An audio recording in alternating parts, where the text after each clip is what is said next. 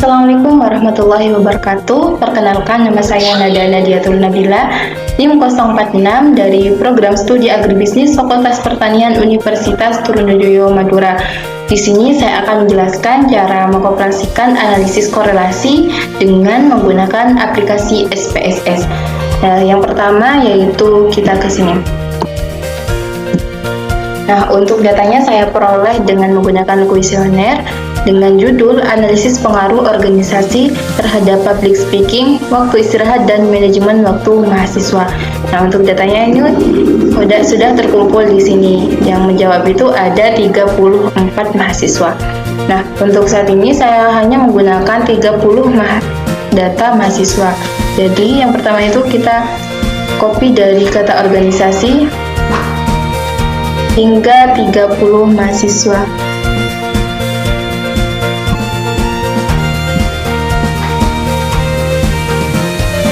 Itu sampai sini. Di kanan, salin, dan langsung ke Excel.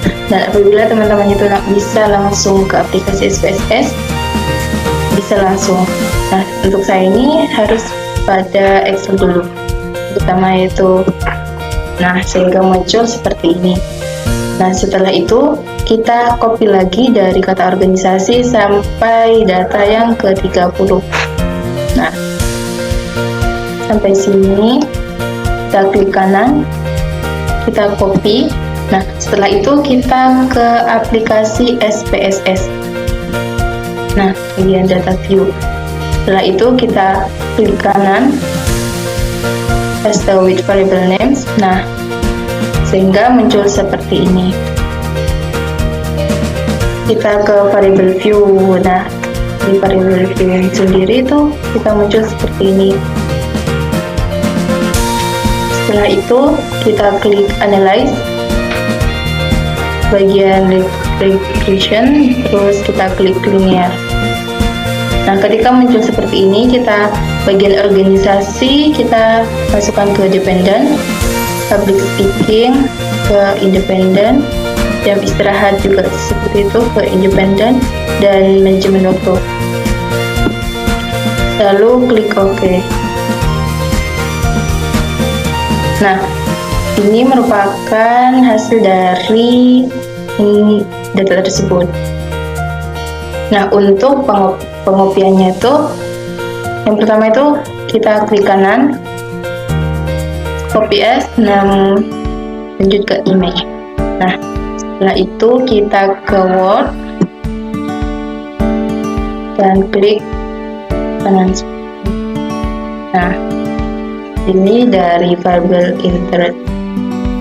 Yang pertama, yang kedua itu sama, kita ke ini, lalu model summary, copy as, dan setelah itu image. Nah,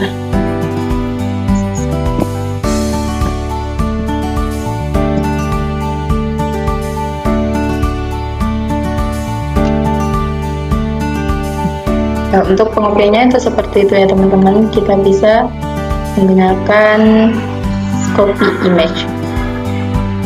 Nah, setelah itu untuk itu yang dihasilkan dari data tersebut ada 4 tabel.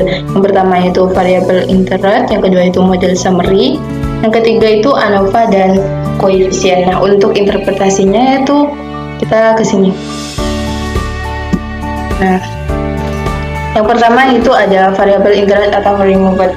Nah, tabel variable interest atau removed ini menjelaskan bahwa yang menjadi variable independen adalah manajemen waktu, jumlah istirahat, dan public speaking, dan sedangkan yang menjadi variable dependen itu yaitu organisasi yang diikuti mahasiswa. Nah, yang kedua yaitu model summary. Nah, untuk interpretasinya itu berdasarkan hasil dari perhitungan tersebut dengan menggunakan aplikasi SPSS, terlihat bahwa R2 ini sebesar 0,0180 atau 18%. Artinya adalah bahwa variabel independen tersebut dengan data manajemen waktu, jam istirahat, dan public speaking tidak mampu menjelaskan variabel independen organisasi yang diikuti sebesar 18%, sedangkan sisanya sebesar 82%. Dijelaskan oleh variabel lain di luar model, nilai koefisien determinasi sebesar 18% menunjukkan bahwa model regresi ini kurang layak. Karena dikatakan tidak layak itu karena memiliki koefisien kurang dari 50%. Nah, sedangkan asumsinya itu variabel-variabel yang dimasukkan dalam model tidak mampu memberikan penjelasan karena kurang dari 50%. Yang selanjutnya yaitu pada tabel ANOVA. Nah, untuk pada tabel ANOVA ini diperoleh dengan regression. Nah, di sini ada sum of squares, ada DF, ada mean squares, ada F, dan ada C. Nah, untuk interpretasi pada tabel ANOVA ini dapat disimpulkan bahwa HO itu tidak terdapat pengaruh yang signifikan dalam manajemen waktu, jam istirahat, public speaking secara simultan atau bersama-sama dengan jumlah organisasi yang diikuti. Sedangkan H1 itu terdapat pengaruh yang signifikan variabel manajemen waktu, jam istirahat, public speaking secara stimulan atau bersama-sama dalam jumlah organisasi yang diikuti. Nah, untuk dasar pengambilan keputusan satu itu apabila nilai F hitung lebih kecil daripada T tabel, maka HO diterima. Nah, yang kedua itu apabila nilai F hitung lebih besar daripada T tabel, maka H1 diterima. Nah, untuk F tabelnya itu diperoleh dari sini. Nah, dari sini berhubung kita lihat dari tabel ANOVA ini. Nah, dari DF ini ada 26 sama 3. Nah, untuk mengetahui pada F tabel itu bagian mana yang ingin diperoleh, yaitu kita ke sini. 26 berarti pada baris ke 26 dan kolom ke 3. Sini. Nah, kita ke 26 dengan kolom ke 3. Nah, berarti hasil yang ingin kita ambil tuh 2,98. Nah, itu 2,98.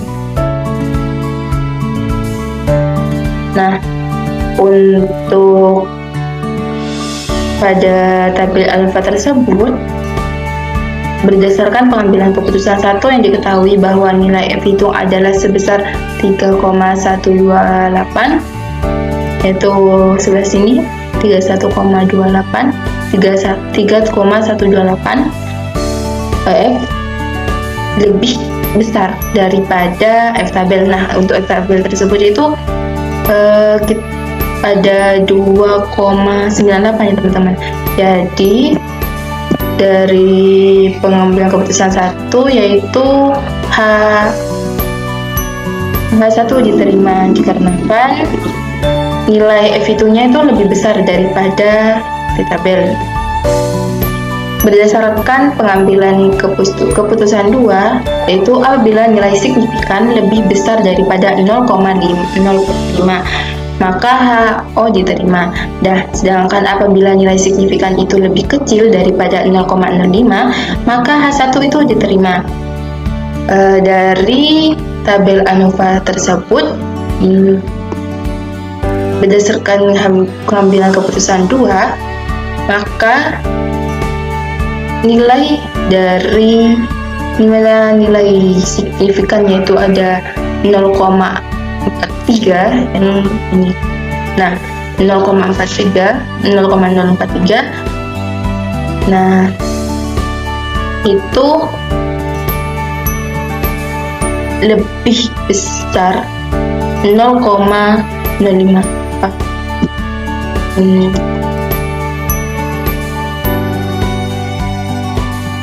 Untuk tabelnya itu tahitungnya itu aja 0,045 itu lebih besar kan ini dari sini nih lebih besar ini ya, lebih besar 0,05 daripada 0,043, jadi sehingga H1 itu diterima. Nah, selanjutnya itu ada koefisien. Untuk koefisien sendiri itu ada seperti ini ya teman-teman tampilannya. Nah, untuk interpretasinya itu HO itu tidak terdapat pengaruh yang signifikan. Variabel public speaking, jam istirahat, dan manajemen waktu secara parsial atau sendiri-sendiri dengan jumlah organisasi yang diikuti. H1 terdapat pengaruh yang signifikan. Variabel public speaking, jam istirahat, dan manajemen waktu secara parsial atau sendiri-sendiri dengan jumlah organisasi yang diikuti. Nah, berdasarkan dasar pengambilan keputusan 1, apabila nilai T hitung lebih kecil daripada T tabel, maka HO diterima. Dan yang sedangkan yang kedua itu apabila nilai T hitung itu lebih besar daripada T tabel, maka H1 itu diterima. Yang dasar pengambilan keputusan 2 itu apabila nilai signifikan lebih besar daripada 0,05 maka H0 diterima. Sedangkan apabila nilai signifikan itu lebih kecil daripada 0,05 maka H1 diterima. Sehingga dapat disimpulkan dari kedua keputusan tersebut diambil dari dalam pembuatan tabelnya teman-teman. Nah, variabelnya ada di sini, T hitung. Ini kolom T tabel, ini kolom nilai signifikan, dan ini yang terakhir itu keputusan. Nah, untuk public speakingnya itu T hitungnya itu ada min 2,339 ya teman-teman. Nah, seperti ini. Yang ini ya teman-teman. Nah, yang ini min 2,339. Sedangkan T tabelnya itu kita ambil dari sini. Nah, T tabel itu di sini ya teman-teman. Nah, kan dari sini ya, kita ambil dari sini. Nah, kita baris ke-26 ya, seperti tadi kolom ketiga, yaitu 1,70705. Kita ambil 3 angka di belakang komanya teman-teman. Berarti 1,705. Kita kembali lagi. Nah, untuk T tabel itu semuanya itu ada 1,705. Nah, sedangkan nilai signifikan dari public speaking yaitu ada 0,027, dapat dilihat seperti ini. Nah, berhubung lebih besar T tabel daripada T hitung, maka seperti yang berdasarkan pengambilan keputusan 1 yaitu H0 diterima. Nah, seperti ini ya teman-teman. Nah, sama seperti selanjutnya. Yang kedua itu jam istirahat. Nah, untuk jam istirahat itu T hitungnya ada min 0,149. Berarti yang dapat disimpulkan itu lebih kecil juga dari T tabel, maka dengan nilai signifikan itu 0,848. Tuh, ada di sini ya teman-teman, 0,048. Nah, itu HO diterima. Sama dengan manajemen waktu. Manajemen waktu juga itu T tabelnya itu ada min 1,492 dengan nilai signifikan itu 0,148. Nah, seperti ini ya teman-teman. Nah, itu HO diterima. Nah, mungkin hanya itu yang dapat saya sampaikan, kurang lebihnya saya mohon maaf. Wassalamualaikum warahmatullahi wabarakatuh.